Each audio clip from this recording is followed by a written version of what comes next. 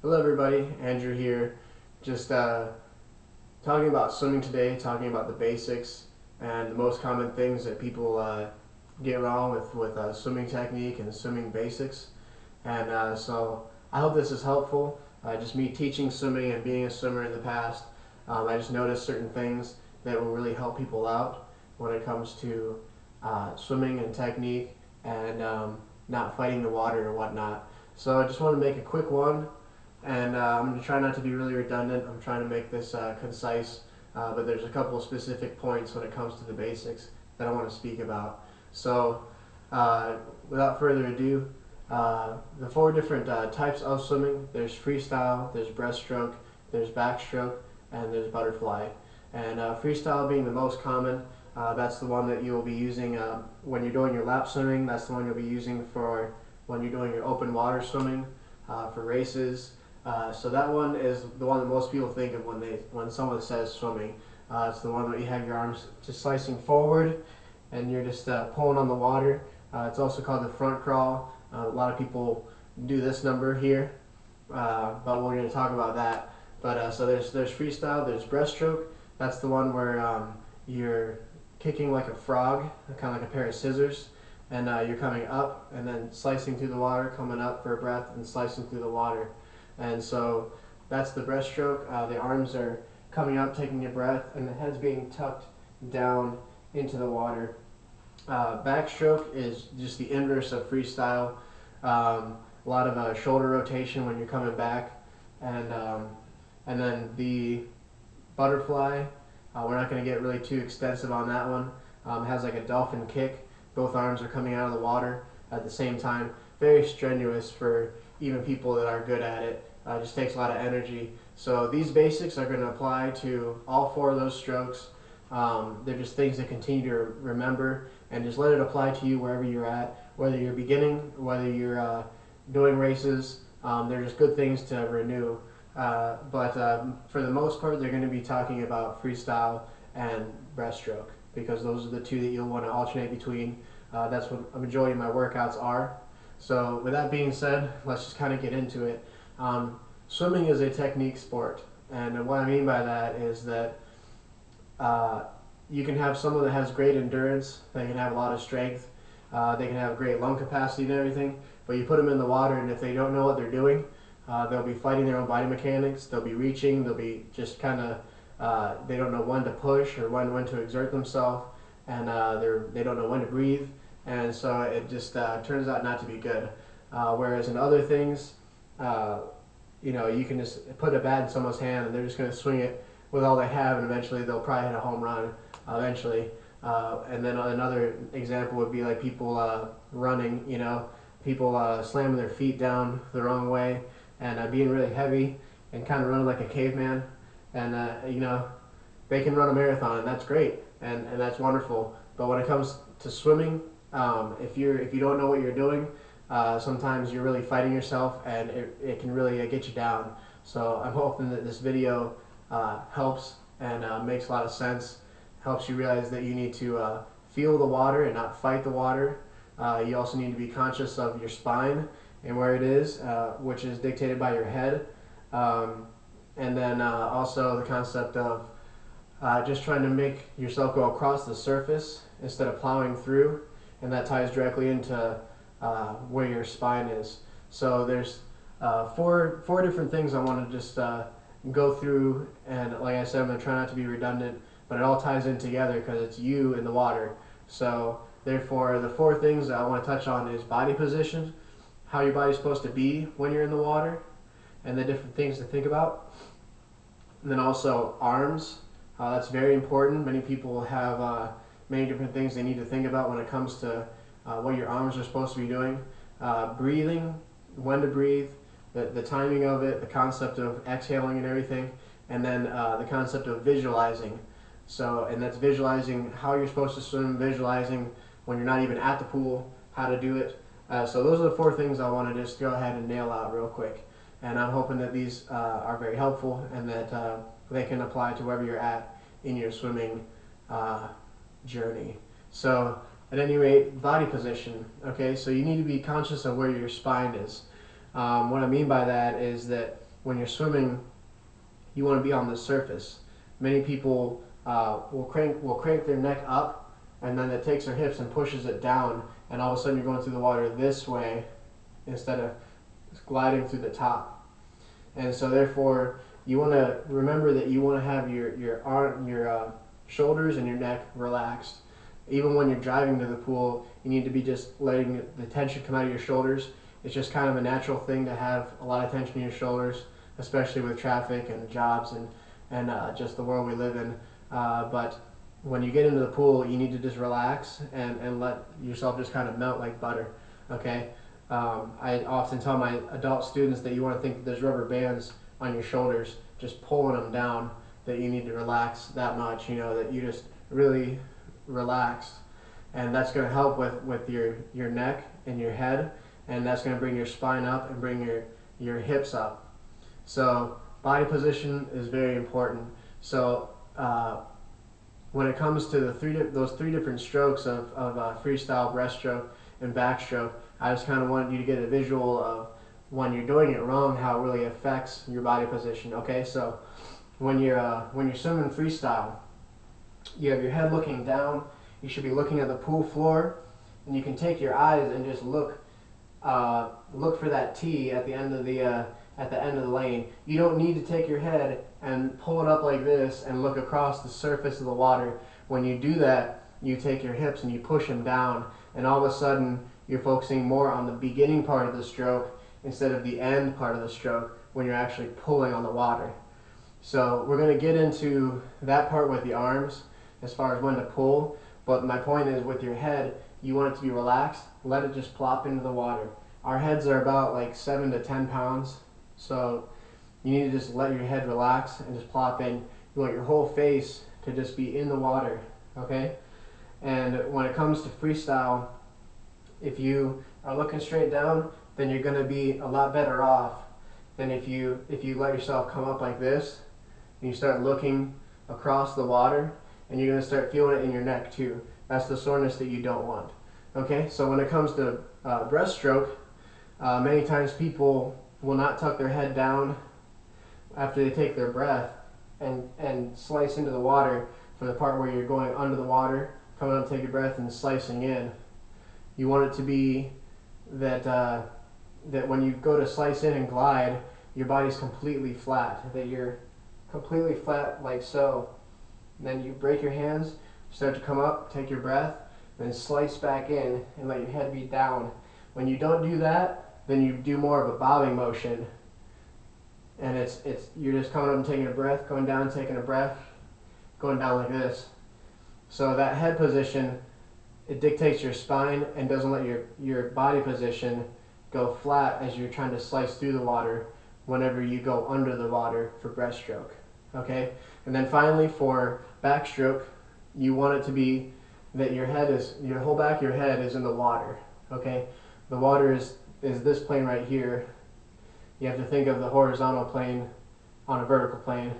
But many times people will take their head and they'll look up, looking at their feet, and that kind of makes it kind of like a lazy boy position where your hips are being pushed down and you're trying to swim and you're trying to pull yourself this way, whereas if you just let your head go back, your hips will come up, your body position will be on the surface, and then you can just focus on just rotating your shoulders and your hips and really opening it up. So that's really important for body position, okay? Another thing I want to talk about with that is that you need to be conscious of where the tension is in your body. And what I mean by that is that when you're swimming, you want your hands and your arms to be assertive in what they're doing, but you want other body parts to be relaxed, like your thighs, for example. Everyone is used to standing up and walking around because that's the way we're built and that's the way we have to get around.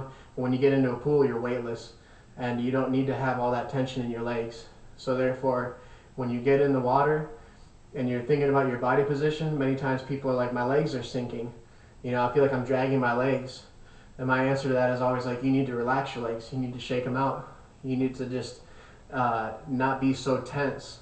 You need to get in the water and just turn into butter and just feel the water, not fight the water. And when my coaches would always say you need to feel the water, I would say I feel the water, I'm in the water.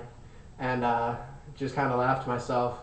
But they meant don't fight the water. You need to feel the water and get in and just do what needs to be done and not exert more effort than is necessary so you can glide through the water and not be just pulling and waiting for the next arm, next arm, next arm, because that's like an endless cycle. So that's what I want to talk about for body position. Be conscious of your spine, because your head dictates where your spine is going to go. And if you focus on your hips and your head, then the spine's in between, so everything will follow suit. So that's body position. Now let's think about arms for a moment here. This one's very important. This is one of the most common mistakes that I do see. And first and foremost, I want to just tackle this, is that your fingers need to be together. It needs to be like cutting surfaces, okay? You want them just to be locked together, and you want to be assertive with your hands. You want to think of it, like I said, with the rubber bands. Like you have the rubber band you get when you buy carrots, one of those thick ones. They're just around your hands and they're just locked in there. People talk about making cups or scoops or whatever. Don't do that, okay? It's just, you want to be a little bit relaxed in your wrists, because when you're pulling out and you're just beginning the stroke, you're going to have to be relaxed because you're going to need to be pulling down a little bit, but you don't need to make cups or the swamp fingers or anything like that.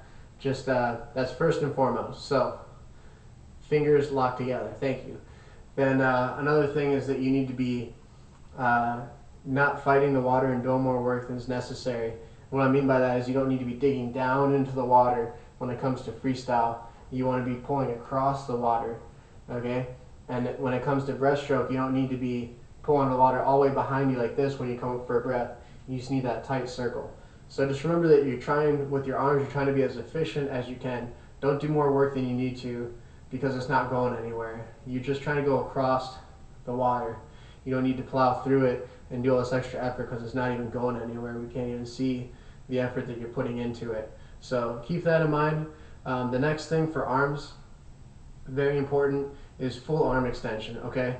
You want your arm to lock out. You don't have to worry about hyperextending your arm because you're slicing into the water. There's resistance, okay? It's not like a regular strike where you think, if I don't actually hit this, I might hurt my elbow from extending it. You want full arm extension. If you don't have that, you're cheating yourself out of gliding, you're cheating yourself out of being more efficient, and you're making more work for yourself. Many people will swim and they'll be doing one of these numbers where they're just pulling just in front of their head, just getting enough to get out here. You want to get it so that you're pulling all the way out, so you get that full arm extension all the way forward. Okay, same with breaststroke. You're coming up, you're locking your arms out, and you're gliding for a moment. That's when you're gliding, is when you're slicing into the water. You begin to break, you come up, take your breath, and then you slice in, and you get that arm to lock out. Very important. So that ties directly into the next thing of finishing the stroke. Okay, many people will not finish the stroke, and that's making it harder to set up for the next one. Now that makes a lot of sense for freestyle and backstroke, because it's one arm at a time. The other two strokes you're doing simultaneous motions with both arms. But for freestyle and backstroke, if you're not finishing the stroke, then the other arm is hurried to get into the water. Okay, so what I mean by that is that when you're swimming freestyle, a lot of people will come here and they're just getting the arm out. You're making an endless cycle of just, digging forward, digging forward, digging forward. When you think about finishing the stroke, even if you're getting that full arm extension, you're not pulling the water behind you. Okay? The most important part of the stroke is from your ribs down. You want to think of it as you're putting it into your pocket. And this is applying to freestyle specifically. And I will be making a video on freestyle just on itself, because that's such like the universal and it's the go-to technique. And so there's a lot of things to tie into freestyle. But finishing the stroke, very important. When you're coming in, you need to get here and you need to pull and finish the stroke. There's many different drills for swimming, but one specifically, one of many for remembering to finish the stroke, is you take your thumb and you let it brush your thigh. as if you're putting it into your pocket, but you get your arm all the way down and you brush your thigh. So therefore you're coming down and brushing your thigh. Making the exchange and brushing your thigh. Pulling the arm down, about to slice in, coming down, brushing your thigh. That's going to remind you to finish the stroke all the way down. You don't need to just be doing this number because you're cheating yourself out of finishing the stroke. Very important. Okay, the next thing is real straightforward, very short and concise when it comes to arms. It's this concept of the box. Okay, all the box is an imaginary box that's above your head. Okay, it's as far as up as you can reach and about as far as your shoulders. Okay, that's where you want your hands to land when you're doing freestyle, when you're doing breaststroke, and also backstroke. You know, all four of them. And the concept is that instead of when you're doing freestyle, you're not letting your arms come out to the side out here, and you're not trying to cross over. So you're doing a snake thing where you're going like this. Okay, you want the box to be right above your head, and you're just reaching into it, grabbing water, and pulling it behind you. Okay, that's going to make it more streamlined. It's going to make it more efficient. So that's another key thing, is that you don't want your arms to flare out, because the more you do that, the more you're going to hurt your deltoid and rotator cuff, and that's the pain that you don't want to feel. You want to feel the pain in your shoulder blades. So that's the box. Also, the other thing is you want to think of it in a symmetrical form. Okay, we're symmetrical, so therefore, if your right arm is it's easy to get your right arm out because you're breathing on your right side, which there's nothing wrong doing. But your left arm isn't even getting out of the water and it's having to push through. You have to slice through the water, and then you get this full arm out, and then you come in, and then this arm has to slice through, which it's very common. You need to realize that you have a symmetrical body. Why is this shoulder and this hip not doing what this hip and this shoulder is doing? When you realize that you're breathing off to this side, and then you realize that you have to arc over to that side, that's where the air is. And then when you come here, you're just stopping right there. You need to rotate on the other side, and that'll get the other arm out. So that's just a small example of symmetrical. Okay, both arms should be doing about the same work unless you have an injury or something. But remember that we're symmetrical. If there's a problem, that should be a red flag of why is this body part doing more than this body part, and analyze that. The last thing for arms, this is very important. If you remember anything about arms, just remember the fingers are always locked together, and remember what I'm about to tell you, and that is the word power stroke. Okay, when what I'm saying and what I mean by power stroke is that just with any other workout or any other exercise, it's not one continuous motion of you're just pulling on the water like this. It's a two-part motion. Okay, the first part is your arms are getting exchanged, and then from the ribs down, boom, you're pulling into the next stroke. That's the power stroke. That's where you need to be assertive, and that's when you're gliding and moving forward and making your progress, and you're able to glide off of that.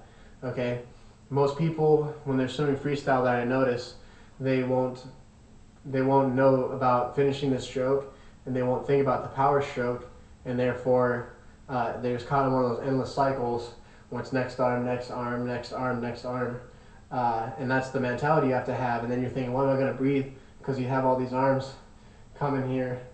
So keep that in mind. Power stroke. The way it applies to backstroke is that you're coming up and you're taking that pull and you're pulling into your pocket. And you're going all the way down. You're getting that full arm extension up. You're finishing the stroke, but from your ribs down, you're pulling in and you're going up this way. When it comes to breaststroke, the power stroke is the second part where you're coming up and taking that breath.